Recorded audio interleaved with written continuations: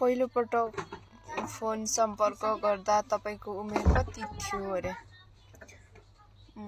पहिलो पटक फोन सम्पर्क भन्दा पहिले चाहिँ म फोनमा बोलेको भनेको चाहिँ फोनमै बोल्दिन थिएँ के म के अरे सिडिएमए भन्थ्यो नि।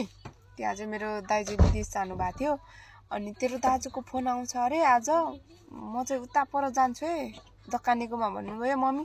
म पनि जान्छु, अब सानो थियो है, म पनि पछ्याउँदै गएँ। अनि त्यहाँदेखि त यहाँ चाहिँ मान्छे बोल्छ है, यहाँभित्र चाहिँ मान्छे बोल्छ, तेरो दाजु बोल्छ है भन्नुभयो मम्मीले।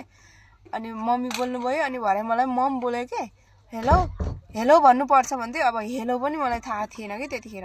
अनि मैले यसो हेलो यसो टाँसेको मात्र याद छ। अनि दाइले के गर्दैछस्, आउँदा के ल्याइदिउँ भनेर भन्नुभयो। मलाई चाहिँ त्यो बेला सानो थियो, घडी मन पर्थ्यो क्या, मलाई घडी ल्याइदिनु मात्र भनेको मलाई याद छ। त्यही हो पहिलोचोटि नि। अनि फोन चलाएको भनेको चाहिँ पहिले हाम्रो गाउँमा खासै फोन निक्लेको थिएन। कति 9-10 जनाले कतिजना खै कतिले चलायो, तर पहिलोचोटि चाहिँ मैले फोन चलाएको थिएँ। अनि त्यो नोकिया हुन्छ नि, टुकटुके फोन, सानो नोकिया फोन है। अनि त्यो तर साह्रै खप्ने के, ढुङ्गाले यसरी फ्याल्दा यसरी पछि कति फ्याले कि मलाई त्यो फोन।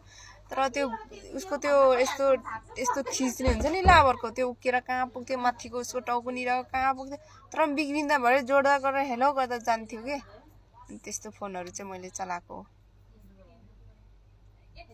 है, बुझ्यौ? लक्षिना बोक्सा कहाँ कुनामा बसेर दुनामा खानेले के सोध्छन्, तर जवाब दिनु जान्नु पर्ने नि गाइज।